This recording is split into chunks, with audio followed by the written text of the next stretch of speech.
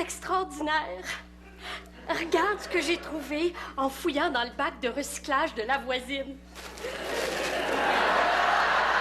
Oh, non, c'est pas vrai. Oui! On va pouvoir profiter d'un deuxième Publisac. Peux-tu imaginer?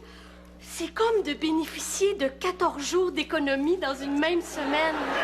Oh, petite Laine, je sens monter en moi comme une rage de découpage de coupons rabais. Moi aussi! Alors soulageons-nous, mon amour. Comme ça, devant tout le monde. Oh, puis sur mon bureau en plus. Oh, c'est tellement pathétique. Des fois, là, j'aurais envie de mettre Jean-Louis à la porte juste pour m'éviter là, d'avoir à assister à des scènes comme celle-là. Oh. Mets-toi à sa place. Ben, c'est ça que je fais. Et je me sentirais tellement humiliée là, qu'on puisse imaginer que j'ai déjà acheté quelque chose en spécial. Bon, en passant, là, t'as reçu ta revue Mes Affaires. Ah! Oh! Hey! Ça, là, c'est la revue annuelle qui dresse la liste des 500 plus grosses fortunes du Québec. Oui, qu'est-ce qui t'excite tant que ça? Ben, c'est là que je vais savoir qui est-ce que je dois rayer ou rajouter dans ma liste d'amis. Oh, Roxane, l'amitié, c'est pas juste matériel, là. Il y a plein de monde moins riche qui pourrait t'apporter des choses comme la tendresse, la compréhension. Ouais. Essaie donc de revendre la compréhension usagée, toi. Ah, c'est beau, j'abandonne. Ah non, mais en plus, là, c'est peut-être cette année que ça va arriver. Quoi donc? Ben, que je vais être sur la liste. Ah non, je suis trop énervée, là. Peux-tu le faire à ma place? Quoi? Ben, lire la liste des 500 pleins. Au complet? Ben là, franchement, je pense pas que t'aies besoin de te rendre jusqu'au bout, là. Ah ouais! Ah ouais! Oui, monsieur Denis Charette. Quoi de neuf? Germain, une merveilleuse nouvelle. Hein, toi aussi? Ah, t'as une bonne nouvelle aussi? Ouais. De quoi? Non, vas-y, toi. Non, vas-y, toi. Non, toi. Non, Germain, t'as une bonne nouvelle, là? Non, toi, tu m'as annoncé le premier que t'avais une bonne nouvelle, fait que vas-y. Ouais. OK, bébé. Ouais, celui qui le dit, c'est lui qui l'est. Germain, Denis Charest ici présent. Chroniqueur automobile reconnu depuis des années dans le domaine de l'écriture, va peut-être devenir chroniqueur télé. Hein, c'est merveilleux. Tu commences quand, hein? Ben là, c'est pas tout réglé parce qu'il y a 4-5 candidats, mais mes chances sont bonnes. Parce que qui connaît mieux que moi l'automobile? Hein? Qui est meilleur critique que moi en automobile? Et qui pourrait paraître mieux que moi à la TV? Hein? Jacques Duval?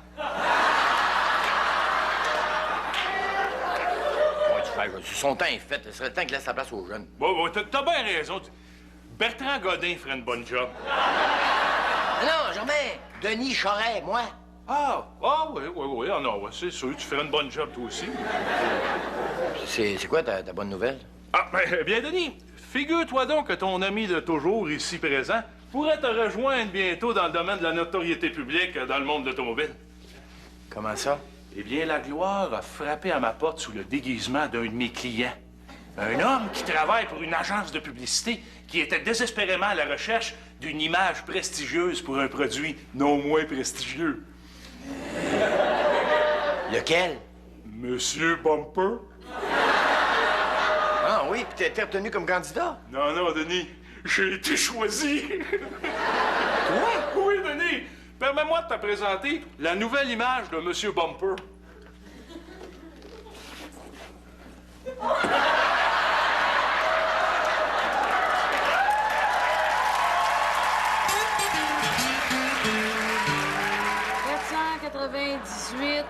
Dumas Micheline. La bitch. 499 Gendron Charles. Ben là, ça, c'est en attendant que l'impôt le pogne. Bon, finalement, numéro 500, Dubuc Jean-Louis. Dubuc? J'ai jamais vu ça au Ritz.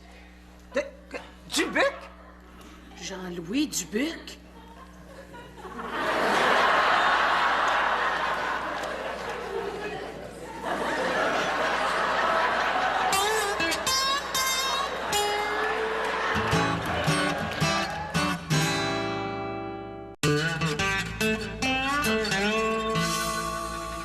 Jean-Louis, explique-nous! Ben oui, dis-moi comment ça se fait là, que j'ai jamais remarqué à quel point t'étais intéressant, spirituel, sexy. Roxane! Quoi? Jean-Louis, comment ça se fait que t'es riche? Ben, disons que c'est quand on m'a annoncé de combien j'héritais que je me suis aperçu jusqu'à quel point maman avait été économe. Elle vous laisse faire un coussin en cas de temps plus dur? Oh, pas juste un coussin. L'autre fois, on s'est rendu compte que le pouf du salon était bourré avec des billes de sang, hein, Jean-Louis? Mais ça remonte à longtemps, cette manie-là? Ça doit. Il y a même des billets où la reine est cute. Ça se pourrait-tu qu'elle ait été un peu, disons, cheap? Je t'interdis de dire ça. Maman connaissait simplement la valeur de l'argent. Et elle a été assez intelligente pour faire fructifier tous les pourboires qu'elle donnait pas. Tu peux pas faire fortune juste en reprenant l'argent que t'as laissé sur la table. Ah, mais elle reprenait pas juste l'argent sur sa table à elle. En tout cas, Denis, laisse-moi t'inviter, c'est moi qui paye. Faudrait pas que tu dépenses tout ton argent comme ça non plus. On fait tout-en pas pour ça, Denis. Tu sais, c'est assez payant, ce contrat-là. Ben, tu sais, t'as déjà été porte-parole, hein? J'ai eu plusieurs offres, là, mais je les ai refusées. Ah, pourquoi? Ben, tu sais, Germain, quand t'es un gars intègre comme moi, là, t'oses pas trop t'associer à des produits de peur de perdre toute crédibilité. Ben, c'est un geste qui t'honore, Denis. Mais juste pour le fun, comme ça, là, c'est-tu bien payant? Pas mal. Combien? Ben, disons que ça représente à peu près 6 mois de travail dans mon garage. Ah, ouais. Mais ça représente quoi, 6 mois de travail dans ton garage? À peu près ce qu'ils m'ont donné pour être l'image de M. Bumper.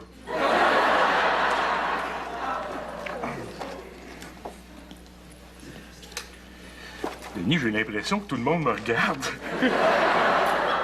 Fais-toi-en pas. C'est pas toi qui regarde. C'est qui d'abord? C'est moi. T'es sûr? Non, Germain, tu t'en es peut-être jamais aperçu, là, mais à chaque fois qu'on sort ensemble, le monde me regarde. Je veux pas décourager, mais je suis pas sûr que le monde fasse l'association entre le dessin de M. Bumper puis toi. Tu sais. T'as bien raison. De toute façon, c'est beaucoup trop récent. Hein? Bonjour. Vous êtes prêt à commander? Oui. Oh, excusez-moi. J'aurais un petit quelque chose à vous demander. Allez-y. Ça me gêne un peu. Non. Soyez à l'aise. Je suis habitué. Ça me fait toujours plaisir. Je fais ça à quel nom? Oh non. C'est de votre ami que je voudrais un autographe. Lui? Oui. Êtes-vous Monsieur Bumper? Oui, c'est moi. J'aimerais ça avoir votre autographe. Je trouve que vous paraissez très bien sur l'affiche. Ah, ben, pas de problème. En passant, le patron fait dire que c'est la maison qui vous reçoit.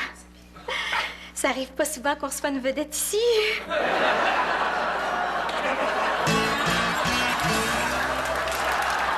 Mais oui, mais comment ça se fait, là, que tu dépenses pas ça? Ben là, jamais j'oserais. Maman s'est serré la ceinture toute sa vie pour me laisser cet héritage-là. Ce serait comme la trahir. Mais, oui, mais tu pourrais faire des placements. Je connais plein de courtiers à te présenter. Des placements? Dans quel but? Ben, faire plus d'argent. Ben oui, mais qu'est-ce que je ferais avec les profits? Ben, des placements. Dans quel but? Ben, faire plus d'argent. Roxane. Ben, quoi? J'essaie d'initier Jean-Louis aux multiples possibilités du capitalisme. Remarque que c'est vrai que si je faisais fructifier cet argent-là, d'une part, mais que d'autre part, je résistais à la tentation de le dépenser pour mon plaisir de mon vivant, maman serait pas mal fière de moi. Oui, mais moi, là-dedans, Quoi? ben, si je suis avec un homme pour qui l'argent compte avant toute chose, qu'est-ce qui me reste pour m'occuper? Ben oui, mais une carte platine, maudite chanceuse. Ah ouais? Ben oui, viens-t'en, là, je t'amène magasiner. Ah ouais. Hey, Germain! Bonjour, Denis. Qu'est-ce que tu fais là avec des lunettes fumées, là? Hein? Ça, c'est pour passer incognito. Parce que je veux pas provoquer l'hystérie, tu comprends? L'hystérie, t'es tout seul dans ton garage. Hé, t'as pas vu ça quand je passe devant un miroir puis je me reconnais? Germain, c'est une publicité que t'as eue, là. C'est pas un contrat à Hollywood, là. Tout, Monsieur Charest. Tu sauras que je vis la même pression que des personnages extrêmement connus. Quel personnage? Ben, Ronald McDonald, l'ours AEW, le bonhomme Pillsbury. Qui c'est que t'as mis ça dans la tête, là? Mon agent. Bon. Il est rendu qu'un agent, c'est pas? Oui, monsieur, parce que toute vedette qui se respecte a un agent et laisse-moi dire que je me respecte. Là, Germain, là, tout ce que t'as, c'est un contrat avec M. Bumper. Puis c'est même pas toi, c'est un dessin de toi. C'est que pompe en peu avec ça, OK? En tout cas, laisse-moi dire que tu vas voir pas mal plus que l'image de M. Bumper bientôt. Comment ça? Eh bien, mon agent et moi avons concocté un projet qu'on va présenter à M. Bumper afin de pousser plus loin la campagne publicitaire. Un projet? Oui, nous allons leur proposer de mettre en marché des poupées M. Bumper à mon effigie, ainsi que des déodorants pour l'auto à mon image. Tout est fier de savoir qu'après les petits sapins, il va y avoir des petits Germains qui puent d'un char. Ben, Germain, si jamais un conseil à te donner, là, oublie ça, OK? Bon. T'en viens-tu dîner, là? oh, malheureusement, Denis, je ne puis point. Comment ça? Mais tu comprends, Denis, maintenant que mon visage est mon outil de travail, là, je dois en prendre soin. Hein? Qu'est-ce que ça veut dire? Ben, j'ai un rendez-vous chez l'esthéticienne pour un facial. Oui, allô, monsieur le courtier? Oui, c'est Jean-Louis Dubuc à l'appareil. Ben oui, c'est ça, là, c'est parce que je regarde les cotes de la bourse, là, qui défilent devant moi sur Internet, puis je viens de me rendre compte que l'action de Canador a baissé de 3 cents. C'est que j'aimerais ça que vous vendiez, s'il vous plaît. Vendre, oui, c'est ça, merci. Oh. Oh, mon Dieu! Allô, oui, c'est encore moi. C'est en train de remonter, rachetez tout. Oh, mon Dieu! Vendez! Oh, mon Dieu! C'est resté stable. Qu'est-ce que je fais? Hein? Non, écoutez, là, d'abord, c'est mon argent à moi et pas à vous. Alors, j'ai le droit le plus légitime de capoter. D'abord, est-ce que vous savez ça? Avez-vous compris ça, vous, que quand la bourse de Toronto est ferme, la bourse de Tokyo, elle ouvre? Oui, monsieur, ça fait que moi, j'ai pas dormi depuis 8 jours. Ça fait que... Faites-moi pas chier!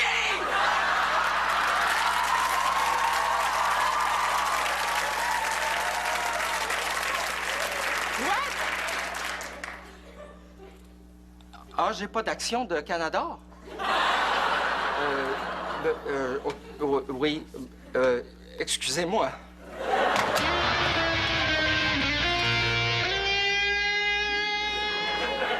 Hey, Germain! Oh, t'as vu là. Qu'est-ce qui se passe? T'as bien l'air nerveux? Eh, mais ça, c'est pas évident d'être une vedette. Ben là, vedette, c'est vite dit. Tête. Je vais pas savoir tes supputations sur mon védétariat, mais bien tes sages conseils juridiques. Bon, qu'est-ce qui arrive encore? Eh bien, figure-toi donc, jeune Nicolas, qu'un journaliste de l'hebdo local a tenté de s'attaquer à mon image.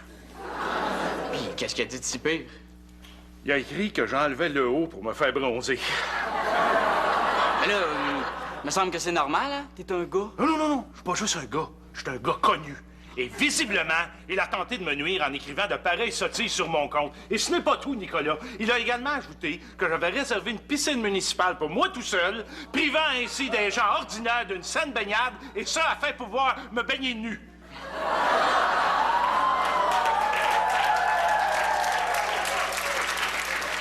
C'est-tu vrai, ça? Là n'est pas la question. Il a tenté de salir mon image et je veux un dédommagement à la hauteur de la faute. Bon, combien tu vas avoir? Ben, dans ces cas-là, c'est 5 millions, me semble. Ben là, hey, tu vas être bien chanceux si tu peux avoir assez d'argent juste pour t'acheter un haut de costume de bain. Hey, franchement, là. Non, mais tu penses pas qu'il y a des choses plus graves et plus importantes qui se passent dans le monde que tes petits caprices de star? Oh, je sais bien, Nicolas.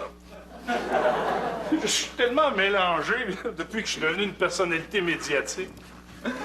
J'ai l'impression que je me possède plus, que je suis un objet de convoitise, que tout le monde veut avoir un petit bout de Germain Langlois.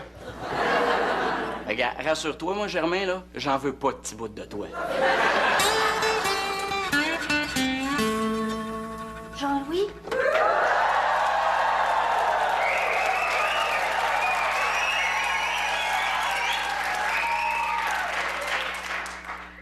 Roxane, t'as encore emmené magasiner. T'aimes pas ça, hein? Ben, c'est pas ça. C'est parce que... En fait, j'ai la nostalgie de quand t'étais à mon goût. Moi aussi, je pense. Oh, puis il y a la femme de ménage qui s'en vient chez nous cet après-midi. Encore? Ben oui, Titelaine, tu le sais, là, Roxane nous l'a bien expliqué qu'on a besoin d'une femme de ménage étant donné notre statut de plaint. Bon, ben, je vais aller faire le ménage avant qu'elle arrive de bord. Encore? Mais je te l'ai expliqué. On juge une femme à la propreté de son intérieur. Puis je voudrais surtout pas avoir honte devant une spécialiste. Ben là, Titelaine, arrête. Tu t'es donné une tendinite en nettoyant l'argenterie. Ben, je voulais qu'elle brille. Ben oui, mais je veux bien croire, mais t'as frotté la même cuillère pendant 12 heures. Elle brillait, non? Ah, ça, pour briller, elle brillait. Je me suis regardé dedans, puis j'ai attrapé un coup de soleil.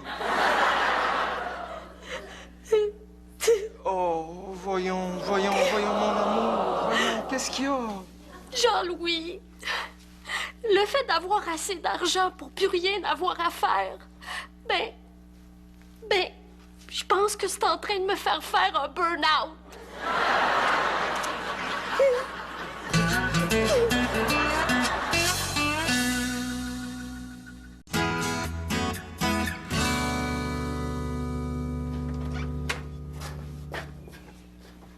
Germain?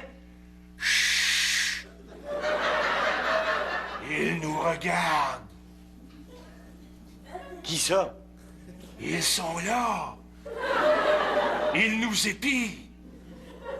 De qui tu parles? C'est photographe qui, afin de violer l'intimité des stars, emprunte hypocritement le nom d'une pâte alimentaire.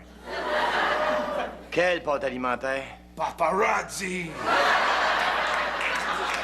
Germain, t'es où, là? Ici, caché dans le fond du garage. Sors de là, viens voir.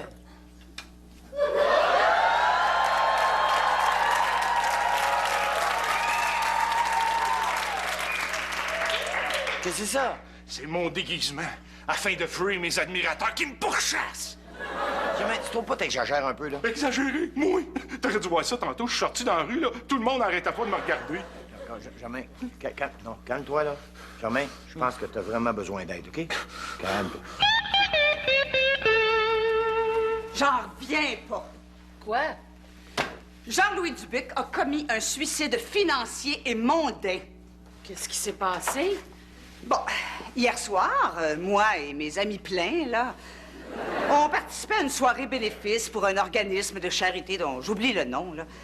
Alors, j'avais invité Jean-Louis et Titelaine pour prouver que je connaissais la 500e fortune du Québec. Tu comprends? Ben, ce fou-là a réussi à gâcher la soirée en donnant toute sa fortune à l'organisme de charité en question. Ah, ça a créé un épouvantable malaise. Mais comment ça? Ben, soudainement, là, il y avait un pauvre parmi nous. Oh, on est tellement soulagés. Oui, on était tellement mal à l'aise d'être riches. En plus, cette fortune-là nous empêchait de nous livrer à notre activité préférée. Ah, laquelle? Économiser? Ah. Ça se peut-tu? Ah, et puis, j'ai compris que si maman m'avait donné un tel héritage, c'était, paradoxalement, pour me prouver, au-delà même de sa mort, que j'étais né pour un petit pain. Fais-toi-en pas, Jean-Louis. Moi aussi, je suis née pour un petit pain. Et notre amour, ma petite laine adorée, réunit ces deux petits pains en une sandwich à la passion.